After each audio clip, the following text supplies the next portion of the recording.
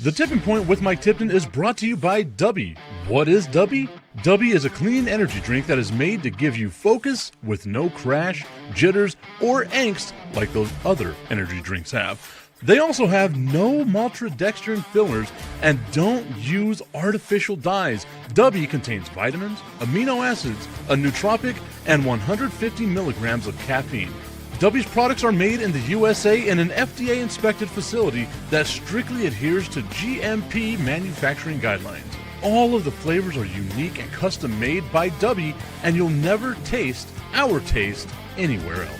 The best part about it is they're affordable. Dubby's drinks come out to about $1 per drink, much cheaper than Starbucks or any of those canned energy drinks. To learn more, visit dubby.gg.com/discount/MRTipton33 and place your order today. Use promo code MrTipton33 and save today. Dubby Energy, be better. What's going on, everybody? I want to tell you about my new friends over at Cleverman. Visit them online at becleverman.com. What they gave me was the energizing face and beard scrub along with the Cleverman face scrubber. And trust me when I say this, the energizing face and beard scrub smells amazing. Combining it with the face scrubber, making sure that your boy was looking as good and sexy as possible, opened up a whole different sensation in my face that I haven't ever felt before. I felt so clean, so fresh, and so clean, like Outkast said, and it helped me feel like I was ready for my day. Make sure you visit them online at becleverman.com and follow them on Instagram at clevermannyc. The link is up in my bio if you want to check out all the amazing products they have. Visit them online, becleverman.com.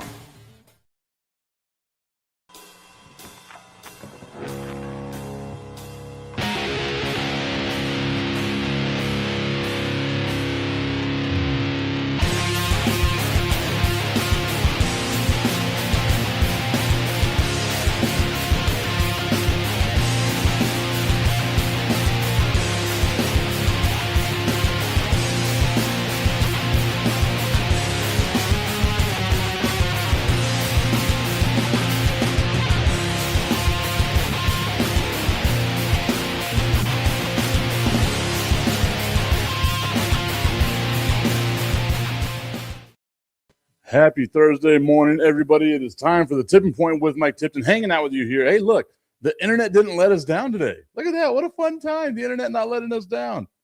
Making sure that everything is working. Hey, everything is working perfectly. I want to give a shout out to my dude, Tommy Carranza, who tuned in. First comment of the day. You win love and adoration. That's what you win as you get the first comment of the day so far. A lot of stuff to talk about. Like I know that I have on the docket that we're going to be talking about the NFC North. We're going to talk about the Carolina Panthers. Are they going to be able to repeat? Can Tampa Bay be better? A lot of issues going on in Tampa Bay. What about the Atlanta Falcons? Like, that's a tricky, good team that maybe people are looking at. And then can the Saints be a little bit better? But before we jump into that, I wanted to talk about Russell Westbrook retiring. And the reason why I want to talk about Russell Westbrook retiring is because where does he go down as one of the greatest of all time? Because we have to look at Russell Westbrook, his entire career, and think to ourselves, that dude was pretty damn amazing, right? Like, again, the first person to average a triple-double since Oscar Robertson was able to do it in the 1960s when they were playing against plumbers, as everyone out there would say, as the young kids would say. They were out there playing against plumbers. And I got to sit here and I got to think to myself, yeah, he never won a ring. Is the ring argument going to be the thing that stops people from saying that he was great? Like, objectively great? Is it always going to break down to the rings argument? How many rings did you win? Does he get a pass for playing in the Kevin Durant, LeBron James, Steph Curry era? Because there were those guys winning championships, just the same way that we do it in the 90s, right? Where we say, yeah, those guys were great. Patrick Ewing was great. Charles Barkley was great, but they ran into a buzzsaw known as Michael Jordan, right? The early 2000s. Yeah, Chris Webber was great, but he ran into the Lakers, the Spurs, that amazing Pistons team, and then the comeuppance of those, Celtics and Lakers teams towards the ends of the 2010 or of the 20s. I guess the aughts would be the right way of saying it. Tommy's saying, I don't like the dude, but he was great for a while there. He really was, wasn't he? Like, he was unstoppable.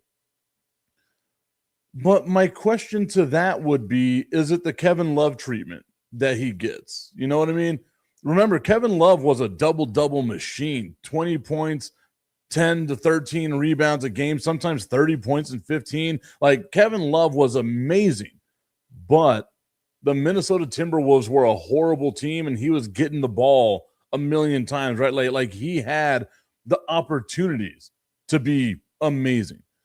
When Oklahoma City was only Russell Westbrook, they weren't a good team. They weren't ever looked at as a real genuine contender. Russell Westbrook was like, oh, okay, well, that guy's going to take over a game, gave us a bunch of amazing moments, right? Like, again, averaging a triple-double, and I want to say it was almost 3 straight seasons. I've got to, look into this. But the fact that his career, like the individual numbers were that great, like that high of a peak.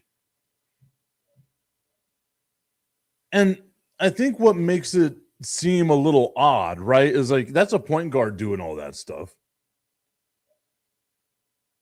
What about, I guess what I'm trying to say is like Russell Westbrook going out and getting the triple-double, doing all the stuff that he was doing, kind of makes Jokic's averaging a triple-double seem kind of just meh, right? Our guy Ray Jackson tuning in saying, good morning, boss. Hope all is well. Hope all is well with you also, my friend. You can check out what he's doing with the locally sourced El Paso podcast. He had Grizz and Iris from the Kiss FM show, the Kiss FM morning show, on with him this past week.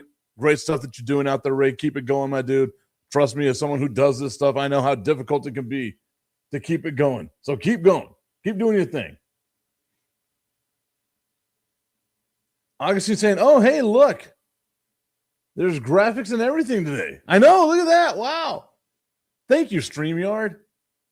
Thank you, StreamYard, for allowing me to actually do my show. It's fun. Ray saying that the new episode drops tomorrow, so check it out. Locally sourced El Paso. Check out the podcast, the show that he's got going on. I'm excited to see that episode dropping tomorrow. We are talking about right now, Augustine, Russell Westbrook, the impact, the legacy of Russell Westbrook. I know you, Augustine. You are one of those rings guys. You're all about your rings. How many championships did you win at the end of the day? We can put that aside and say there was a time where Russell Westbrook absolutely dominated the NBA. Again, it could be, and maybe I'm just playing, talking out of both sides of my mouth right now. It could only be because Minnesota was bad, right? Kevin Love was great. Oklahoma City was bad. Russell Westbrook, was great. Augustine saying, Russell Westbrook? Who? Great player? It's great because I can hear Augustine's voice saying that, which I'm sure is a nightmare for Tommy. Tommy hears Augustine's voice and just starts, going into the fetal position. And I don't blame him. I don't blame him at all.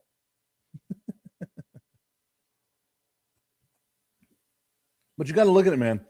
Leads the NBA in 31.6 points a game that year. 10.7 rebounds, 10.4 assists. So 32 points, 11 rebounds, 10 assists a game. Westbrook was a great talent, but for some reason his brain never worked the right way. I can see that, but I want you to elaborate on that for me. I want to see if we're going in the right direction here. Tommy saying you know it. Augustine saying you live me, Tommy. It's supposed to be you love me. The Cali Man 714 says, why does Russell Westbrook love going to the Brickyard? Because it's the only place where hitting nothing but iron is considered a productive day at work. That's a great joke. I was also going to make, I was hoping that you would make the joke of where Oklahoma City played was called Bricktown. And Russell Westbrook built Bricktown, brick by brick by brick. Or maybe I'm the only one that knows that much about Oklahoma City. My mom was an Okie, so I know way too much about Oklahoma City. Now, that was a good one. That was a good one, the Cali man. Thank you for tuning into the show. Hope, drop a follow. See, maybe you like what we're doing here. We're going to be talking sports most days. Most days, not all days, most days. Fire and Ice is back this weekend as well. Got to create a graphic for that. Fire and Ice back this weekend in the El Paso area. You want to come hang out with us over at Buffalo Wild Wings, 655 Sunland Park Drive. Go check us out while we are over there. We're going to have former UTEP basketball player, former Italian League basketball player, Omar Thomas joining us on the show as well. We're going to talk about what he's doing no longer with my Socorro Bulldogs. But we're going to be talking about that. That's where all the El Paso stuff goes to. People ask me, Tip, why don't you talk about El Paso sports on the Tipping Point with Mike Tipton? How come you don't talk about the El Paso Chihuahuas? How come you don't talk about the El Paso Locomotive? And I say, because I have Fire and Ice for that. This show, broader audience, my guys. Got to be more than just El Paso, more than El Paso centric. I'm just saying Westbrook was always a great physical talent and basketball talent. But he, for some reason or another, made the wrong decision, both sports and personal. I don't know about the personal life. Maybe we can talk about that a little bit later. I don't know anything about Russell Westbrook's personal life, but I do know 100%. Making the right basketball decision was never his forte. I agree with you on that. Like everyone, the knock on LeBron James for so long was that LeBron always made the right basketball play. But then you have the selfish type, and I have no problem calling Russell Westbrook a selfish type of basketball player. You have him who consistently would put me over we, right? Like that was the type of player that Russell Westbrook was. We can't win unless I'm out here doing it all. And just like in most workplaces, it doesn't work that way. And that's going to be the reason why I believe that Russell Westbrook is kind of looked at with a little bit of a side eye, right? Like, yeah, he was great, but, and then that caveat is going to go on forever. The Cali man saying, I'm watching your content from all the way from Orange, California. I got you, just subbed. Appreciate you, my dude. Nothing but love for you. Oh, in a couple of weeks. Okay, so just so you know, Cali man, we are going to be breaking down each division over the next couple of weeks, right? Like this week, earlier in the week was the AFC North or the AFC South. Our Jacksonville Jaguars, our second favorite team on this show, the Jacksonville Jaguars. We broke down the AFC South. Today we're going to be breaking down the NFC South. Let's see how it goes, but we're going to be doing division by division over the next couple of weeks. Next week is going to be the AFC and NFC North. The week after that, the NFC and AFC West. So be sure to tune in for that. Maybe you can give it. I'm assuming since you're in Orange County, you got to have some kind of love for either the Rams or the Chargers, or maybe something that I learned. Apparently, LA loves the Dallas Cowboys, which I am not hating on. As you can see, all the stuff behind me, Dallas Cowboys centric over here. Tommy saying, look at you, Mike. Your fame is going national. LOL. Tommy, do you forget on X, like half of my followers on X are from Cleveland for some strange reason. I love it. I absolutely love it. And on Instagram, I have no idea what the demographics on Instagram are. Go check all that out. Obviously saying it's not that Russell Westbrook was a basketball hogger. Westbrook just made bad decisions.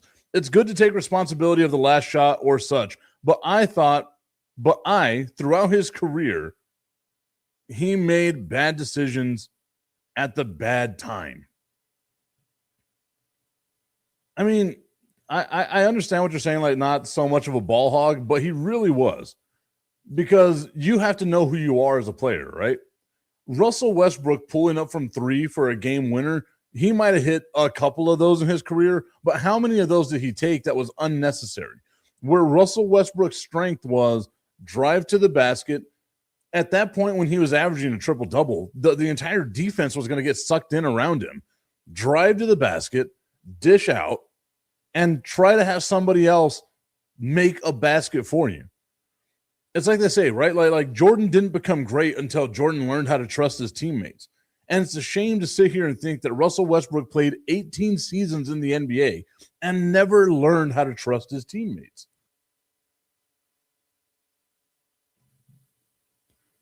It's wild. Like to me, it really is wild. Because that's what basketball is. Like, you have to be able to trust your teammates. You got a guy like LeBron, again, one of the greatest of all time. LeBron, who's able to make the right decision at the right time, still get his, and, you know, have the amazing career that he's had. What Russell Westbrook is going to be looked at from now on as like one of those what if kind of guys. What if he had left Oklahoma City like James Harden did, like Kevin Durant did? I think the biggest what if is going to be, what if those guys didn't leave Oklahoma City? Imagine if Oklahoma City had ran it back one more time, right? They could have had it. They could have had that magic there. I know it would have been difficult, but we've seen teams like the LA Clippers circumvent the salary cap as many ways as possible. Oklahoma could have found a way. Oklahoma City could have found a way to keep those guys together. I was just saying he was part of a real super team in OKC. Early on he was. But the second James Harden left, that team wasn't the same.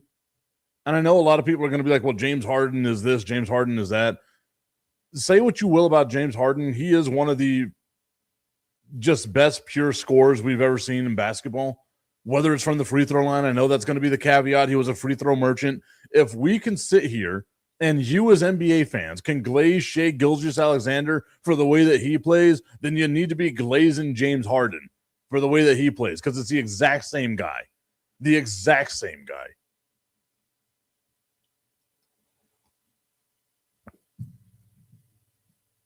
Sorry. Getting mad here. I don't think James Harden gets the respect he deserves, but maybe that's just me as a lefty looking out for my fellow lefties, right? I'm always going to be that guy. That's why I'm excited about talking about the NFC West coming up here or the NFC South rather, coming up here in just a little bit on the show. Russell Westbrook's legacy, what's it going to be? To me, one of the best physically talented basketball players we have ever seen. But definitely an underachiever whenever you think about the team accolades. And that's what you kind of want to see from your guys, is those team accolades. Being able to build up the team, being able to do all the things with the team that you want those guys to see, that you want those guys to be a part of. Augustine going deep, deep into basketball lore, saying Mark Aguirre was a free throw hog. I will be honest, as deep as my basketball knowledge is, I don't really remember watching a lot of Mark Aguirre. I remember Mark Aguirre on I want to say the Dallas Mavericks towards the end of his career, but not, the Mark Aguirre that was on the Mavericks before he went to the Pistons and won some championships, right? Like, I remember an old washed Mark Aguirre. Augustine saying Westbrook, the player that never was. I don't know if you can say that though, man. He averaged a triple-double. What was it, 2 years in a row, 3 years in a row? That's effing impressive. Like, it really is. You can't sit there and be like, oh, he was a player that never was. Again, he didn't win championships, but he won. Did he win an MVP? I have to look that up. Dealing with a migraine now, guys. You know me and my migraines. Just the constant battle of me and migraines at all points in time. I was going to do something right now, but I realized not the right time. Tommy, look at me. I'm paying attention to what you got going on in your life. You got about 10 minutes. 10 minutes, Tommy, to get to where you got to be. Okay, so I want to talk before we get into the NFC and all that. How much stock do we put into preseason? Right? Like, I know last week a lot of people were super happy. Oh my God, football's back. We had the Hall of Fame game. Adam Vinatieri with a great Hall of Fame speech. Drew Brees, Luke Kuechly, all them get into the Hall of Fame. Decent, right? It was a fun time. The Hall of Fame stuff was a fun time. But how much stock do we put into the preseason? Because today we have, again, preseason football. The Cincinnati Bengals, I believe, are playing. I can't remember who they're playing against, but I know the Bengals are playing. Got to put my glasses on because I'm old and I can't see anymore.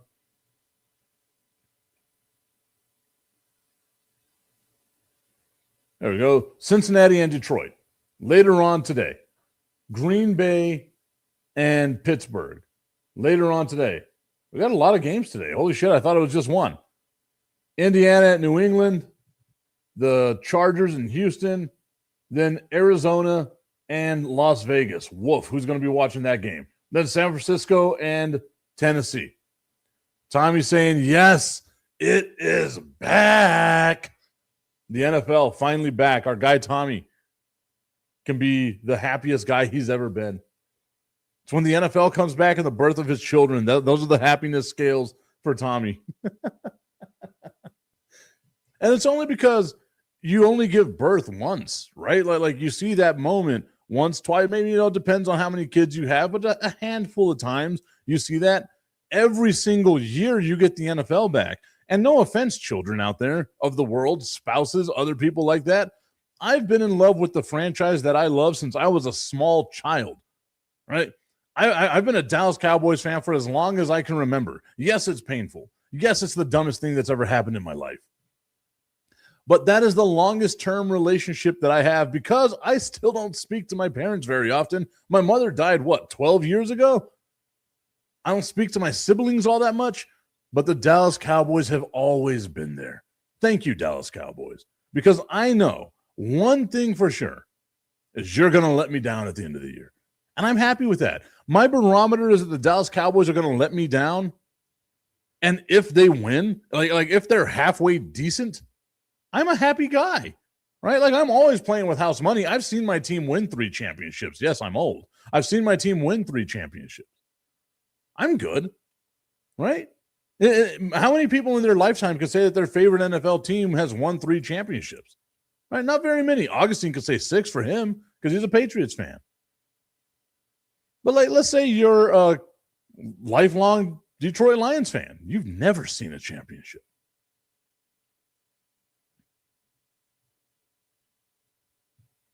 Tommy agrees with me on that. Tommy says, I watch every play of every game, preseason or not. I'm a football junkie, just in my veins. I pay attention to the whole roster from first string to the practice squad. There we go, man. I love it. I love it. That's what I love, man. I love it. Augustine saying, what a game yesterday. Champions League final winner versus Europa League winner. Paris Saint-Germain beats Unai Emery's Aston Villa with a great performance from Kvara. Is that the way that you say it? Like Guevara? Like Guevara almost, but like Kvara? Huh. I remember when I cared about soccer, Augustine. It's every home game Saturday and Wednesday. And it's the couple of weeks that the World Cup was in the United States. Once again, like I said, when it's out of my time zone, when it's out of my ability to just watch it on my time, I don't care. And I did love, again, for those that don't know, I work at a baseball stadium. We have a big Jumbotron, all that good stuff, right? I did love putting the World Cup games on that big-ass Jumbotron and just having a good old time. Augustine asking, do you remember those championships? Of course I do, man. I was 8 years old whenever they won it. I guess 7 because it was in January, right? But in 1992, then 8 years old in 1993. Then, no, I guess I'm trying to think of how this went. Because I was 11 the last time they won, so I had to have been 8, 9, 10, they didn't win it. 11, they did win it. So, yes, I do remember those championships. I actually have some really cool memories with that. because again, in my entire family, the youngest of 11, I've got 60 plus nieces and nephews, all of that nonsense, right? Like that's how I grew up. Big ass family, no room. Big family, small house, no room, right?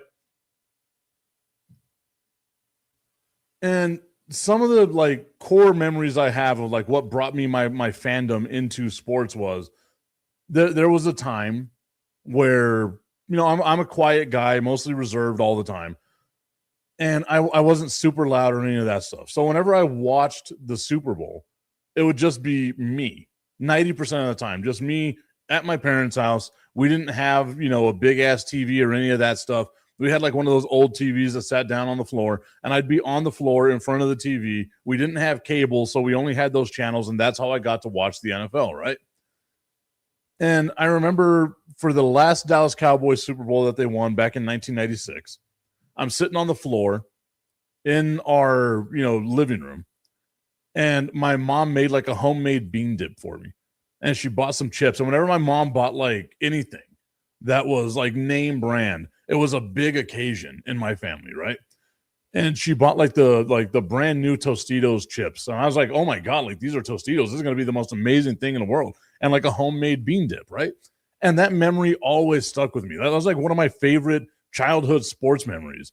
As dumb as it sounds, is watching the Super Bowl with my mom, who was asleep the entire time, eating a bean dip that she made for me, right? Like that is a core memory for me as a sports fan, because I didn't get to do a lot of sports as a kid, right? I think I remember telling y'all 1992, we're moving mobile homes and doing all that stuff, right? I had to get a radio TV combo that we got from a repossessed mobile home, because we had to like take the mobile home apart, and this radio fell out of like an area, probably had drugs in it at one point, I'm sure. But like I remember plugging this thing in and being like, oh my God, this radio has a TV on it, and the screen's like smaller than that of my cell phone. But like that's how I would watch baseball games on Fox on like Saturdays and Sundays and stuff, right? That's how like I started watching sports, was that little appreciation from a screen yay big that was in black and white.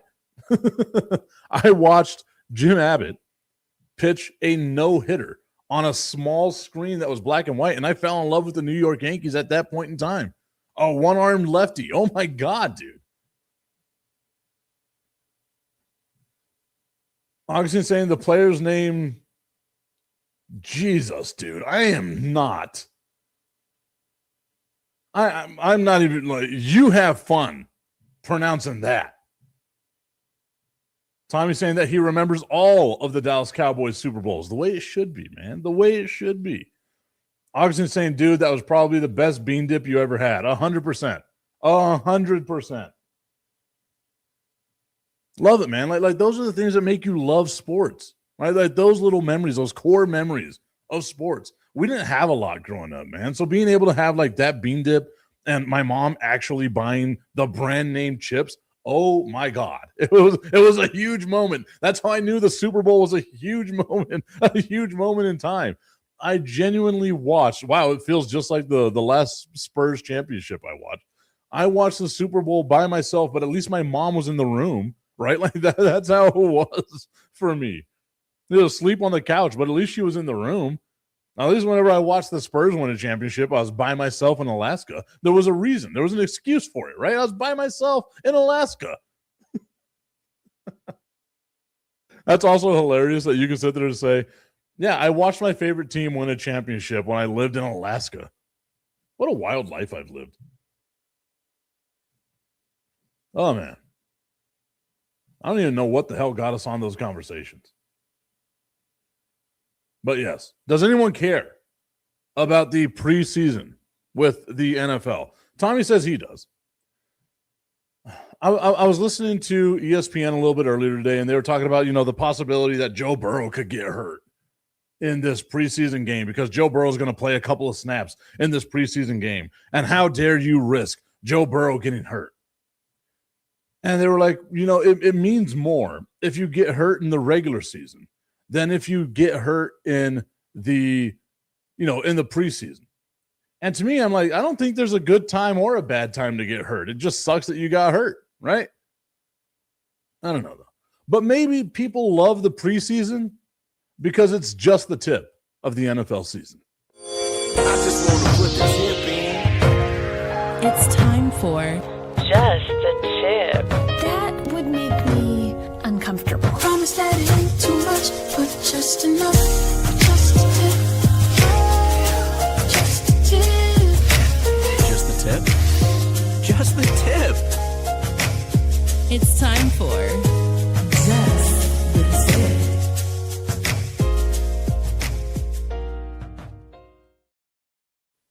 Just the Tip and the preseason of the NFL is brought to you by our friends over at www.myhappynuts.com. Check them out today, guys. Whether you're new to this show or you've been a longtime listener of this show, if you're a longtime listener of the show, you are clearly a masochist. But thank you for being a part of the Tip Nation, for being one of the tip heads that are out there, for being a tippy, all the tippies that are out there. Thank you so much. But we are brought to you by our friends over at www.myhappynuts.com. Check them out today. They've got everything you need. We are in the throes of summer. We got Cali Man over in California. We're all over here in El Paso, Texas, where it's hotter than Satan's nutsack right now.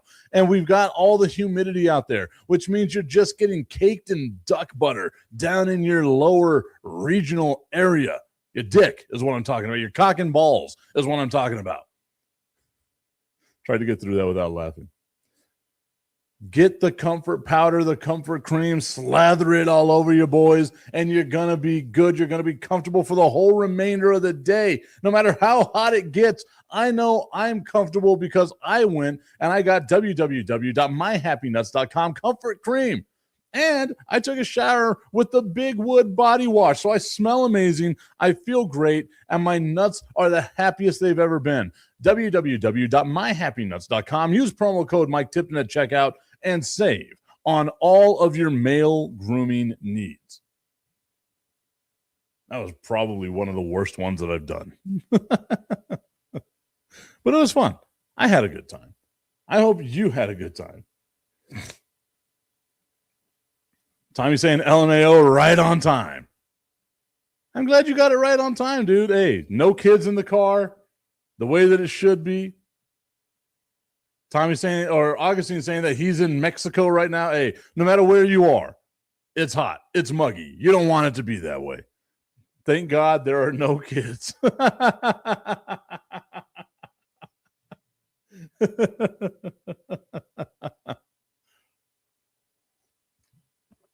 I thought about that, Tommy, as I got like halfway through what I was saying. I was like, holy shit, I hope he like dropped his kids off. I'm sure you could look, like you can go back and watch this.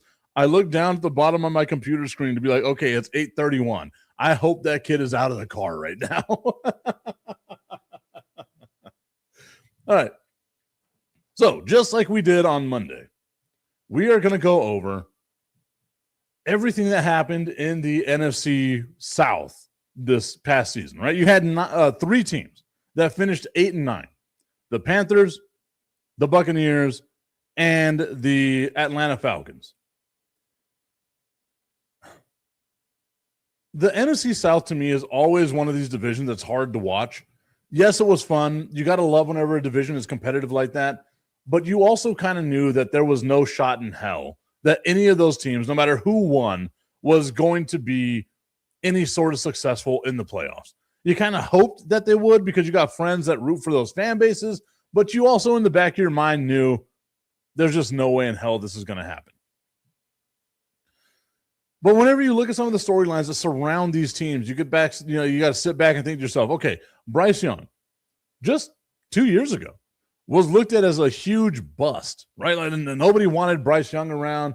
He almost lost his job to Andy Dalton, and if not for a car accident where Andy Dalton like sprains his thumb, Bryce Young is more than likely riding the bench the rest of that season, and God knows what Bryce Young's career is right now. But last year he has a career year. Yes, it was a short career that he's had so far, but he's got, something, right?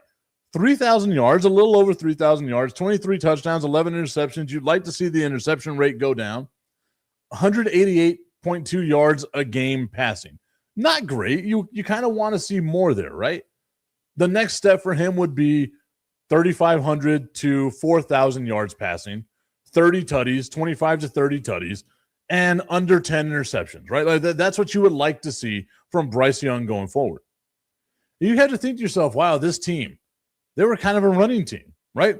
Chuba Hubbard had a little bit of a resurgence. Rico Dowdle, another 1,000-yard season for him, 1,076 yards, 6 touchdowns, but no longer with Carolina. And it makes you think, again, the devaluing of the running back, right? Yeah, we saw Jonathan Taylor sign a huge contract,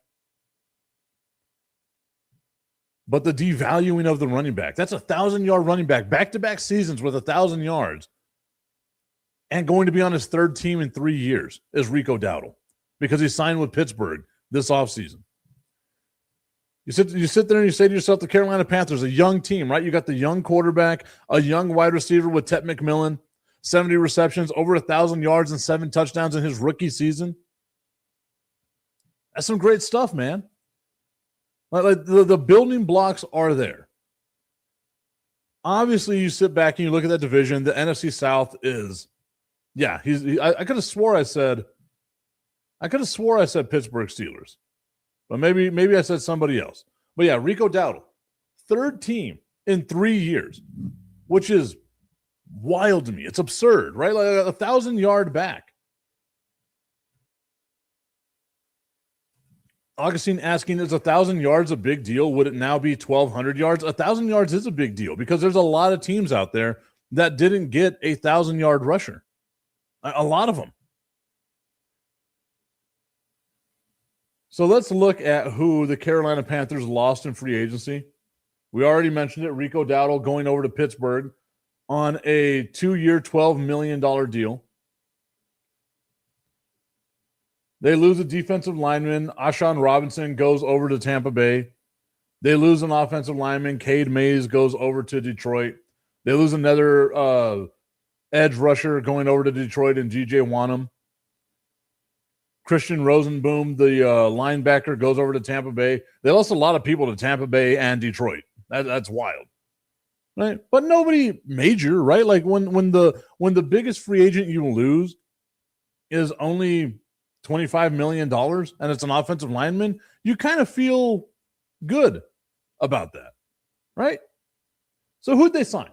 Did they go out there and they sign anybody that makes you feel happy? Well, they went out and they got Jalen Phillips, edge rusher from the Philadelphia Eagles. And you got to remember that Philadelphia Eagles defensive line was fantastic. 4-year, $120 million for Jalen Phillips. Glad to see that he's not in the NFC East anymore.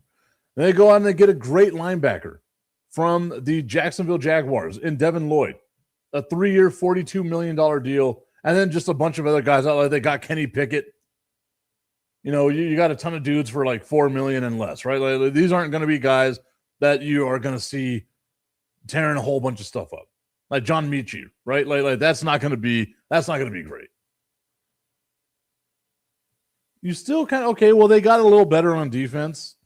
What are we going to do to make up for the loss of Rico Dowdle? Do we have another target that we can give Bryce Young to help out Tet McMillan? In the first round, they get an offensive lineman, Monroe Freeling out of Georgia, so it's not bad.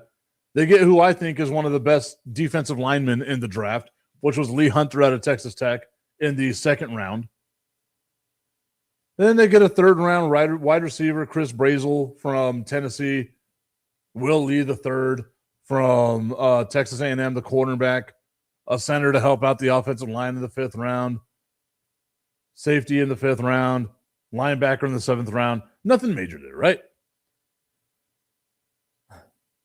It doesn't seem like they did the necessary steps to go and take a huge leap forward. But again, in the NFC South, we just saw it. You can have a losing record and win that division. So if they go 9-8 this year, that's an improvement, right? 10-7 this year, that's an improvement. They could probably win the division there. But did they do enough? Well, let's see what the other teams did. Let's go over to the second place team in that division, the Tampa Bay Buccaneers. Again, with an 8-9 record, Baker Mayfield, 3,600 yards, almost 3,700 yards, 26 touchdowns, 11 interceptions. You want to see the interceptions drop down a little bit, but Baker Mayfield is a gunslinging quarterback. He is what he is. You take the good with the bad. Bucky Irving got 500 yards, 588 yards this year, 1 touchdown. Rachaad White, 572 yards, 4 touchdowns. Between the two of them, they almost had as many touchdowns as Rico Dowdle did with the Carolina Panthers. Then Emeka Egbuka emerged as a great wide receiving option for the Tampa Bay Buccaneers. 63 receptions, 938 yards, 6 tutties, right? Then you look at the flip side of that coin. We all associate one guy with the Tampa Bay Buccaneers and their success, and that's Mike Evans. Well, Mike Evans is now a San Francisco 49er, which terrifies me as a Dallas Cowboys fan that he is in San Francisco. I just hope that Brock Purdy is still dog shit. They lose Mike Evans to San Francisco in free agency. They lose their cornerback, Jamel Dean, in free agency as well. Defensive lineman, Logan Hall, they lose him, and then a bunch of other guys that don't necessarily matter, but they also lost Rachaad White, their second leading running back. They lose him to the Washington Commanders. So what do they do to combat this? What do we do to make sure we get better at what we're doing? They signed a shit ton of people. They re-signed tight end Cade Otton, give him a 3-year, $30 million deal. Nothing splashy, right? They get Alex Anzalone from the Detroit Tigers, help out that linebacking core. Great job there. I love me some Alex Anzalone.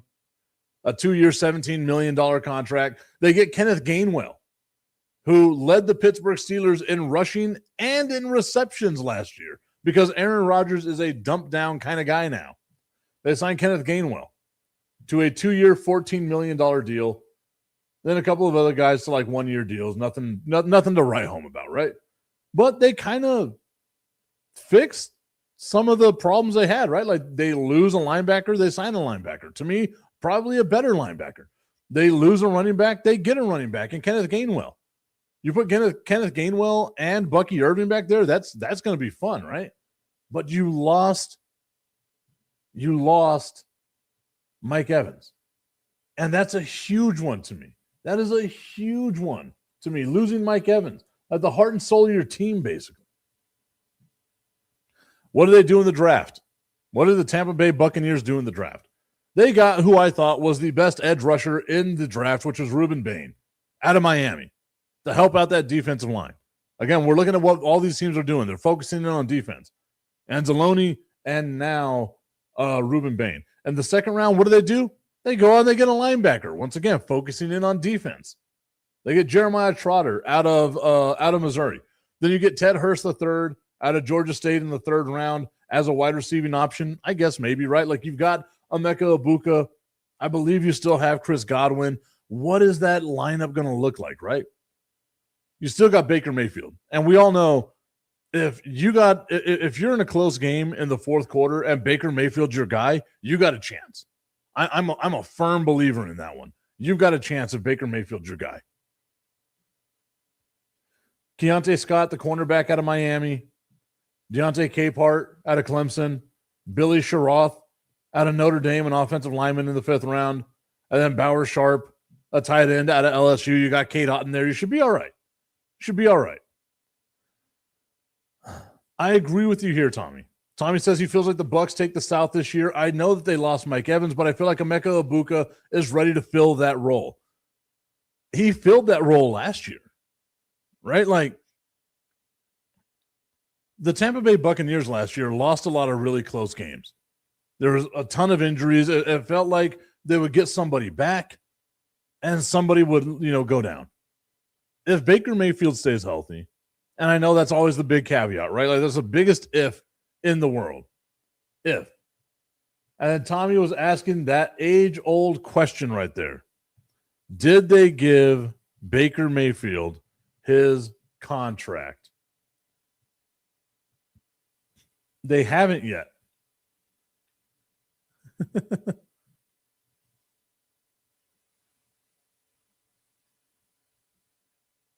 Okay, Augustine said that he sent me the pronunciation of this guy's name, but I will try to say it, okay? Kvicha Kvaratskhelia.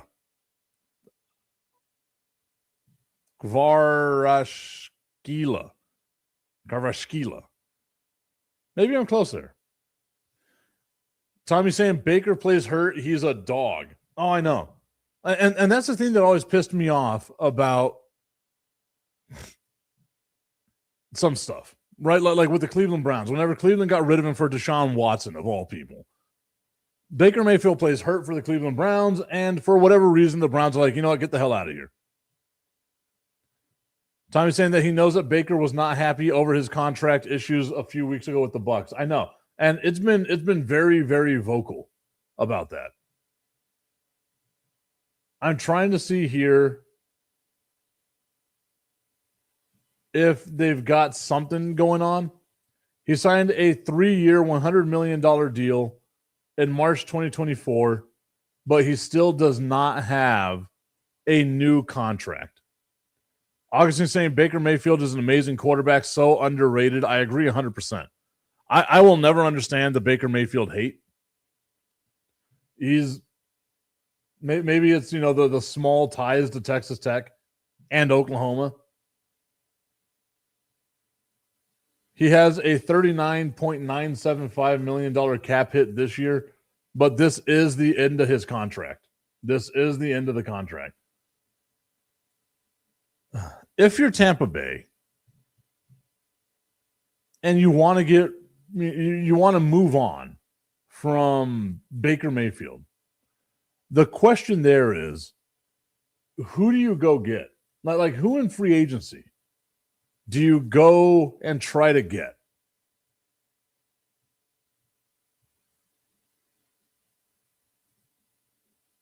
I'm going to look right now. We're going to see what happens in 2027. Who is going to be an available quarterback maybe in 2027? So these are the available quarterbacks coming up, barring anything crazy in 2027. Deshaun Watson, Baker Mayfield, Aaron Rodgers, Justin Fields, Jacoby Brissett, Anthony Richardson, Marcus Mariota, Davis Mills, Joe Flacco, Jared Stidham, Gardner Minshew, Mac Jones, Jameis Winston, Andy Dalton, of all people, Mason Rudolph, Kenny Pickett, Geno Smith, Carson Wentz, Tyrod Taylor, Trey Lance, Sam Howell, Drew Lock, Will Levis, Nick Mullins, Sam Ehlinger, Josh Johnson, Brandon Allen, Joshua Dobbs, Zach Wilson. I'm going over this list, hoping and praying that maybe, just maybe, there'll be a guy. Kyler Murray, maybe? Well, yeah. Out of that entire list of garbage, like now we're in the Aiden O'Connell, Sean Clifford, Sam Hartman area of things.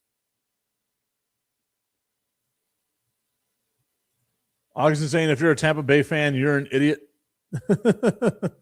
And goes on to say none of those quarterbacks that we mentioned, but Kenny Pickett needs a real chance. I think Kenny Pickett's okay. I don't think he's nearly as bad as a lot of other people were trying to make it seem that he is. Kenny Pickett's all right. He's not, not a world beater or anything of that nature. I think he's going to be one of those just career backups, right? And there's nothing wrong with that. He can be, Josh McCown. There's nothing wrong with that. I think that's more or less who he's going to be. But if you're Tampa Bay and you're going to walk away from Baker Mayfield, that's the free agent class. You're more than likely not going to be bad enough to have a top 10 pick to go out there and get one of the quarterbacks in the draft. And then if that's the case, do you really want to build that way, right? Like you got to assess where you are as a team. You're a fringe playoff team. You can win the division this year. More than likely should win the division this year. But are you good enough to really do anything of note? They're in that weird-ass purgatory area that everyone knows I hate. All right. But I agree with you, Tommy. I could see a scenario where the Tampa Bay Buccaneers win that division.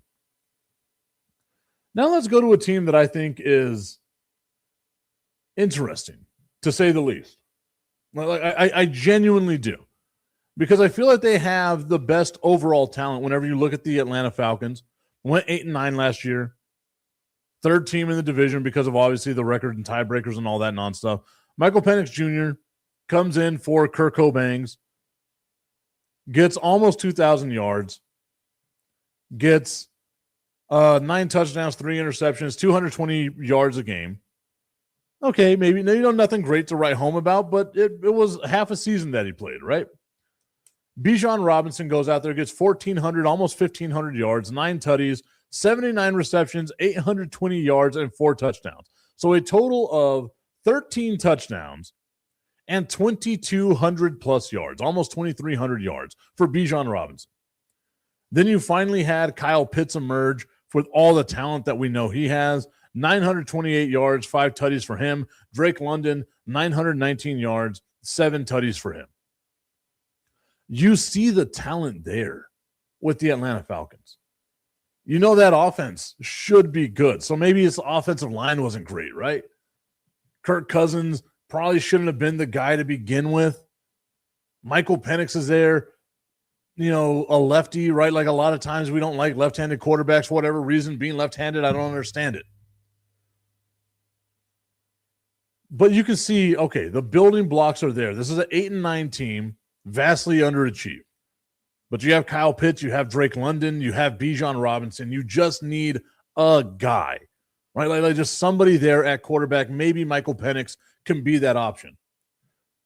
So what do they do in free agency? What did the Atlanta Falcons do in free agency? They did a shit ton. They go out and they get Jahan Dotson, a wide receiver, probably not, huge name, whatever. They get Nick Folk, kicker. Probably helps them out because Younghoe Koo, kept missing a ton of kicks last year, right? Lost a lot of games because the kicker was bad. They get Jawan Taylor, help out the offensive line. They go and they get Olamide Zaccheaus, which you guys know, I love me some Olamide Zaccheaus. Going to be able to take the top off. Right now you got options. Drake London's going to be your Keyshawn Johnson kind of guy, right? Possession, tutties, that's what Drake London is going to be, along with Kyle Pitts. They go and they get who I think is one of the most underrated tight ends in the NFL in Austin Hooper. They go out, they get Cam Thomas, an edge rusher. They're doing stuff, right? They're doing these things to try to help them out. A lot of help along the offensive and defensive line.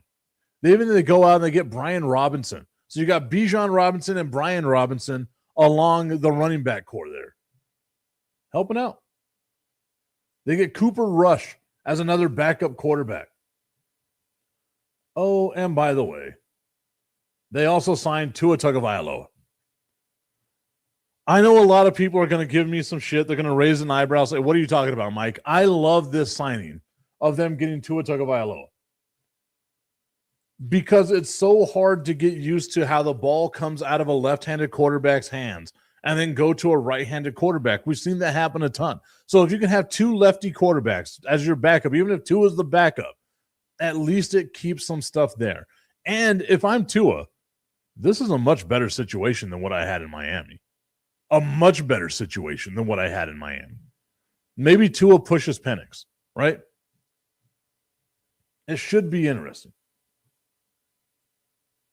Who did they lose? They lose a linebacker, Caden Ellis, 3-year deal to the New Orleans Saints. They lose Kirk Cousins to the Raiders. Oh no. Tyler Algier, which I thought was a decent running back, they lose him 2 years to the Cardinals, so that's the end of his career. But again, like no one really huge. It's not like a huge loss that they have for the Atlanta Falcons. What do we do in the draft with the Atlanta Falcons, you may be asking? Augustin says, tip for a professional athlete, left hand, right hand doesn't matter. Trust me, it does. Especially for your offensive linemen that are out there guarding the blind side of the quarterback. If it's a left-handed quarterback, your right tackle needs to be the guy, the main guy. So now if you switch that over and you get yourself a right-handed quarterback, your left tackle is the weaker of the offensive lineman. That's now the blind side of the quarterback, and that's going to be rushed more often, right? Like we've got to look at it from that aspect of it. And I assure you, the ball flies out at a different angle. It is huge. It is a huge deal. Maybe basketball, baseball, not so much, but in the NFL, it is a huge deal. That's why you don't see a lot of left-handed quarterbacks. If I'm not mistaken, there have been a grand total of 8 left-handed quarterbacks that started games in the NFL. 8. If you're telling me it doesn't matter, then there should have been a lot more.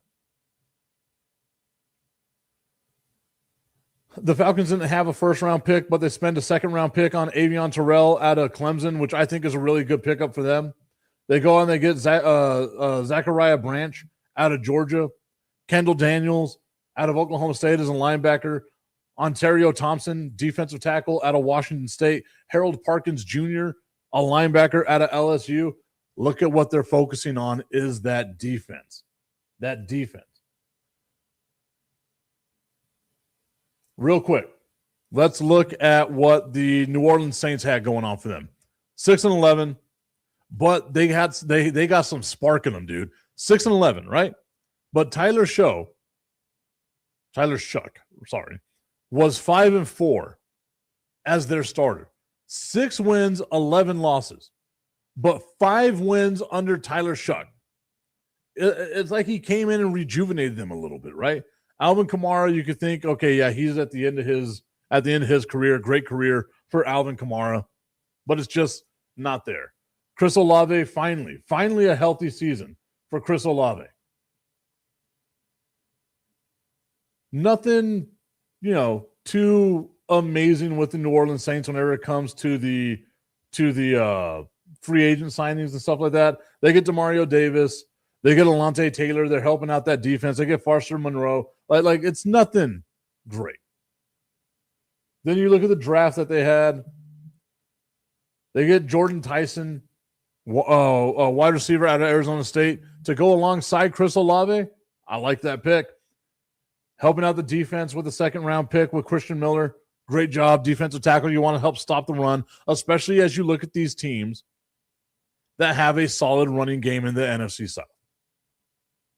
Helping out the offensive line, getting Jeremiah Wright out of Auburn. Right? Like they did enough. They did enough. We look at the NFC South. We look at the NFC South and we can say, whoops, this division is up for grabs, right? You had all 4 teams within 2 games of each other. That's how close this division was last year. I can see Carolina taking a bit of a step back. I can see Tampa Bay taking a step forward. I can see Atlanta taking a step forward. And I can definitely see New Orleans taking a step forward. I'm going to take a flyer right now and say I believe the Atlanta Falcons are the best team in that division. Obviously, it's like saying you're the tallest little person, but at least you're the best team in a division. You make it to the playoffs. Anything can happen. More than likely not, but anything can happen. Figuratively, anything can happen. So I'm putting my faith loosely, like I have been over the last couple of years, in Drake London, in Kyle Pitts. I met Drake London at the NFL draft in 2022. Great dude. Great dude. I want to see them be successful. Plus, we're doing it out there for the lefties. Augustine's saying that left-handed people are weird. Yes, we are. And then Augustine also says, we can say that the NFC South stinks. Stinks a little bit. It really does. It really does stink a little bit. All right, what do y'all think? Who's winning that division? Who's winning the NFC South? Let me know. Obviously, it'll have to be at another time, but just let me know. Who do you think is going to be winning the NFC South? I think all the teams took a little bit of a step forward. All of them took a little bit of a step forward. But I can say, if there was a team that looks like they took a little bit of a step back, it's going to be the Carolina Panthers. Losing Rico Dowdle, to me, is huge. And it's going to show. It's going to show. Tommy says he's got the Bucs. I can see why he could say he's got the Bucs. So, hey, I'm happy with that. All right, y'all. Tomorrow, Friday, a TIP VIP Friday. Maybe Augustine joins the show. Maybe Tommy joins the show. Who knows? We're going to see how it goes, everybody. But thank you so much for tuning in. We will see you all tomorrow. Have yourselves a great Thursday, y'all. Maybe I'll see you at the ballpark today.